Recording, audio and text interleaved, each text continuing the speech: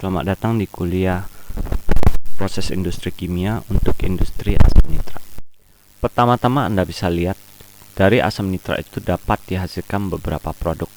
Nah, utamanya itu adalah produk fertilizer seperti amonium sulfat nitrat dan lain-lain sebagainya.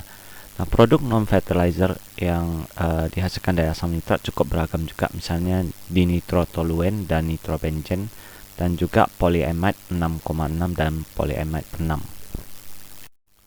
Produksi asam nitrat itu dapat dibedakan menjadi beberapa berdasarkan bahan bakunya. Pertama, ada yang berasal dari nitrat dengan reaksi utamanya itu adalah natrium nitrat itu direaksikan dengan asam sulfat membentuk natrium sulfat dan asam nitrat. Dan juga ada kemungkinan terbentuk natrium sulfit dan asam nitrat.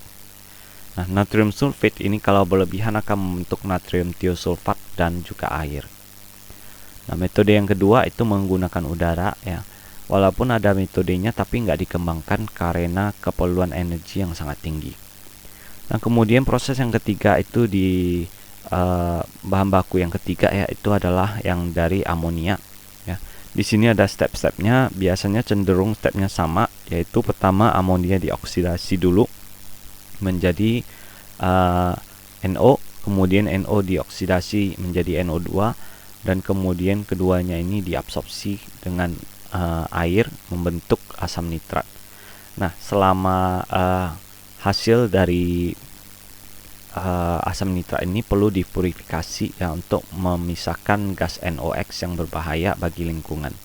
Termasuk juga untuk gas buangan yang mengandung NOx ini harus dipurifikasi.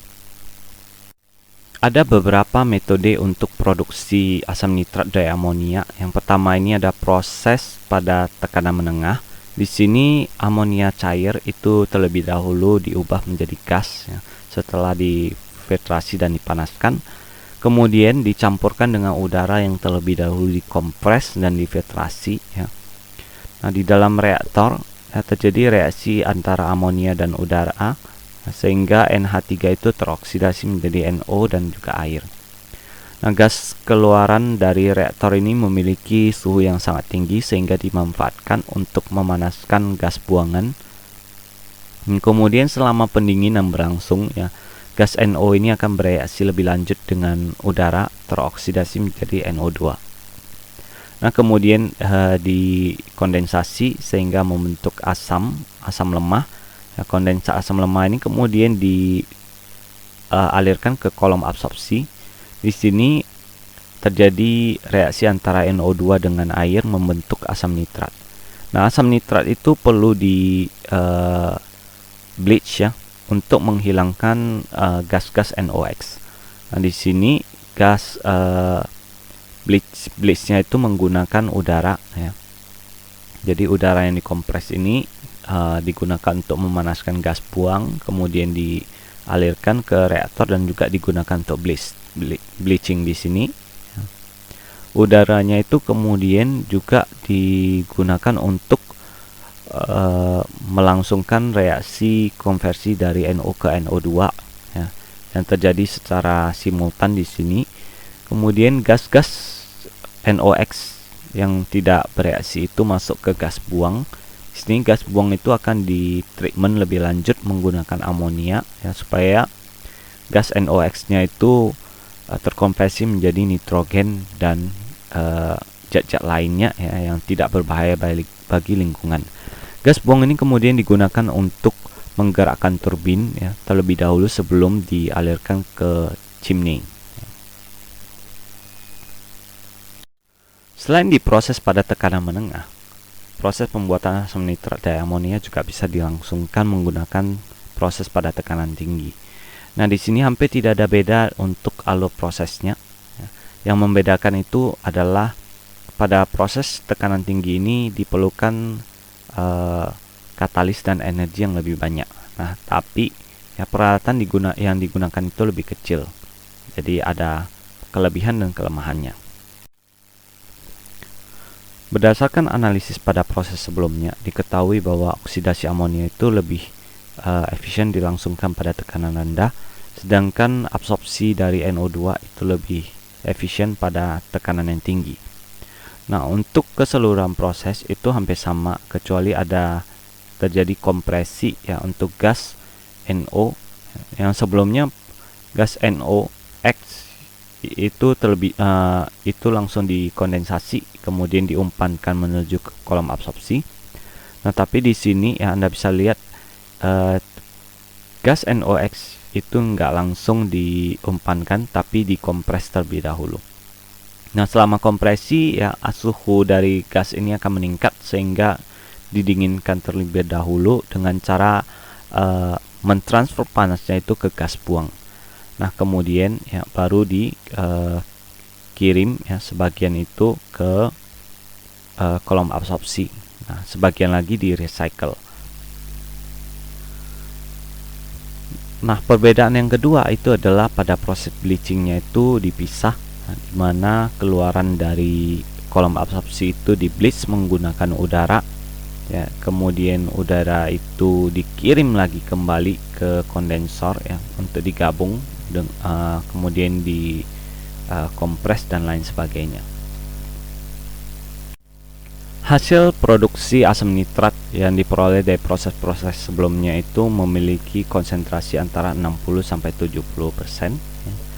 Kemudian asam nitrat ini ketika ingin dipekatkan ya, biasanya menggunakan metode distilasi ya. Ketika kita ingin memekatkan asam itu ternyata menemui kendala karena asam nitrat ini membentuk azeotrop dengan air pada kisaran konsentrasi 68%.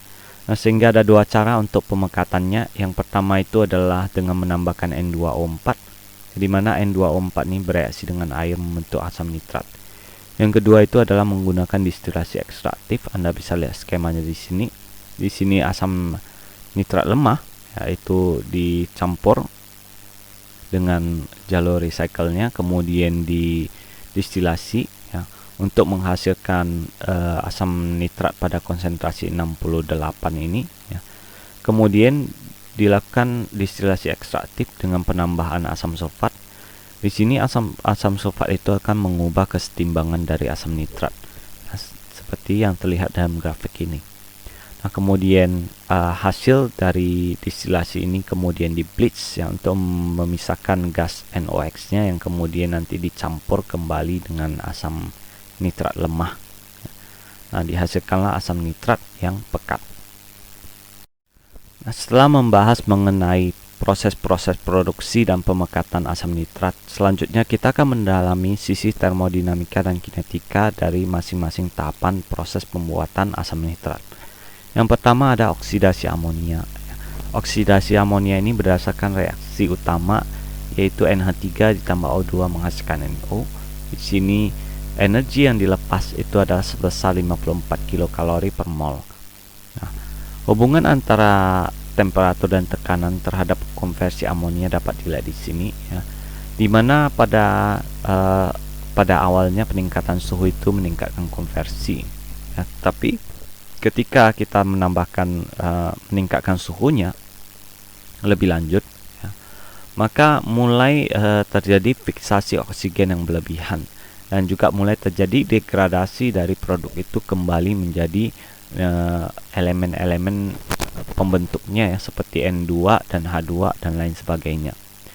Nah, kemudian juga terjadi kerusakan katalis sehingga pada suhu yang terlalu tinggi konversi dari amonia menjadi NO ini justru menurun. Nah, kemudian pada tekanannya semakin meningkat juga konversi amonia ini semakin turun. Nah, di bawah ini Anda bisa lihat ya bagaimana pengaruh dari rasio O2 dan NH3 itu terhadap konversi ke NO. Nah, di mana diperlukan rasio sekitar 2 ya supaya konversi ke NO itu bisa 100%. Nah, berikutnya untuk aspek kinetika dari oksidasi amonia ya. Ini ada reaksi-reaksi samping ya, di mana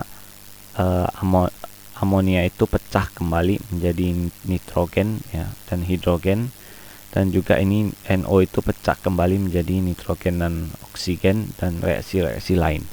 Nah, untuk mekanisme pembentukan ya pada reaksi utama itu terdiri dari pertama ada fiksasi dari oksigen ke katalis ya. Kemudian oksigen yang melekat di permukaan itu akan bereaksi dengan amonia membentuk NH2OH, yang kemudian pecah lagi menjadi NH dan H2O. Nah, kemudian NH ini bereaksi lagi dengan oksigen membentuk HNO2 dan pecah lagi menjadi NO ditambah OH. Nah, OH ini kemudian nanti bereaksi lebih lanjut menjadi oksigen dan menjadi air dan oksigen yang terfiksasi ke katalis. Nah, berikut ini adalah laju reaksi ya, konversi dari NH3 ke NO. Ya, di sini Anda bisa lihat, pertama ada pengaruh dari suhu, kemudian tekanan dari amonia dan juga oksigen. Nah, reaksi ini terjadi dengan sangat cepat ya, sehingga tahapan pembatasnya itu biasanya adalah transfer massa eksternalnya.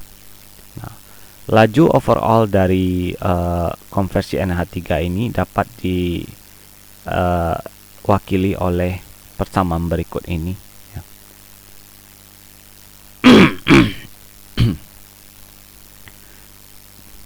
Di mana ya Anda bisa lihat di sini ya, di lajunya itu dapat diwakili oleh persamaan OD1 ya.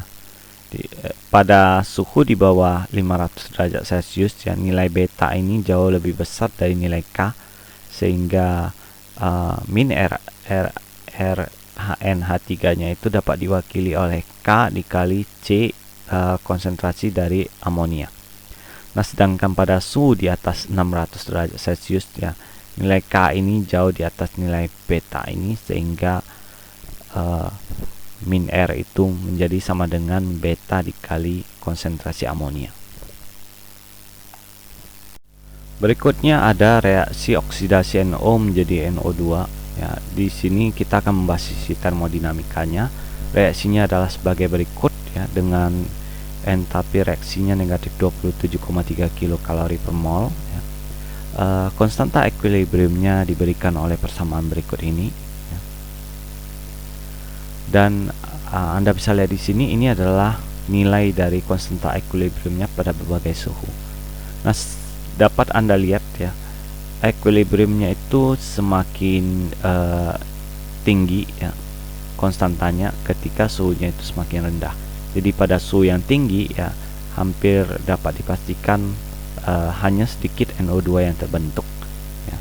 Pada saat suhunya turun ke 38 ya, nilai Kp-nya itu sudah berkisar 10⁻11, sehingga sangat-sangat menguntungkan untuk pembentukan NO2.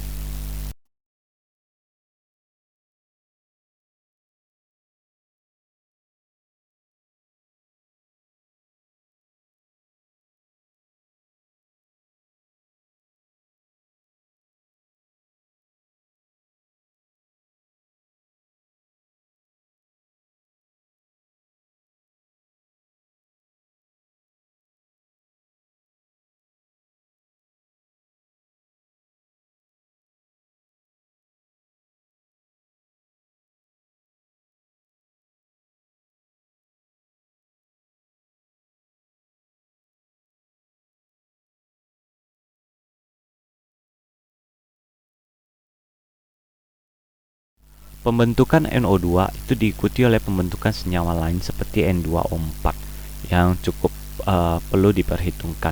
Jadi pembentukan N2O4 ini ya dapat dari segi kinetikanya dapat dicari menggunakan persamaan berikut ini. Walaupun laju reaksinya itu terbilang cepat, sehingga equilibrium itu dianggap tercapai secara instan. Untuk mencari konstanta equilibriumnya dapat menggunakan persamaan berikut ini. Tahap terakhir dalam pembentukan asam nitrat itu adalah tahap konversi dari NOx itu menjadi asam nitrat, yaitu absorpsi NOx. Nah, dalam tahapan ini ada 3 reaksi yang perlu diperhitungkan. Pertama itu adalah pembentukan HNO3 itu sendiri, kemudian ekuilibrisasi dari NO2 menjadi N2O4, dan juga proses pembentukan asam sulfit asam nitrit HNO2. Nah, untuk konstanta dari segi termodinamikanya ya, konstanta equilibrium dari masing-masing reaksi dapat dicari menggunakan persamaan ini, ya, di mana K1 ini untuk persamaan pembentukan HNO3, ya. Ini dibedakan menjadi dua. Pertama pada rentang HNO3 antara 5 sampai 65 dan jumlah HNO3 di bawah 5% berat. Untuk reaksi ketiga dan keempat, yaitu ekuilibrisasi NO2 menjadi N2O4, itu dapat dicari menggunakan persamaan K3 dan persamaan K4. Dari segi kinetika, ya, Anda bisa lihat dalam skema berikut ini, ya, NO2 itu terus-menerus membentuk senyawa-senyawa lain seperti N2O4 dan N2O3. Nah, senyawa-senyawa ini, ya, kemudian bergerak dari gas itu melewati film gas, kemudian pada interface itu mulai terjadi reaksi, ya, membentuk HNO2 dan N2O3. Kemudian dalam film liquid, ya, mulailah N2O4, ya, NO2 dan N2O3 itu bereaksi lebih lanjut membentuk HNO3 dan juga HNO2. Kemudian untuk laju konsumsi dari NO, ya, itu dapat diperkirakan menggunakan ekspresi berikut ini.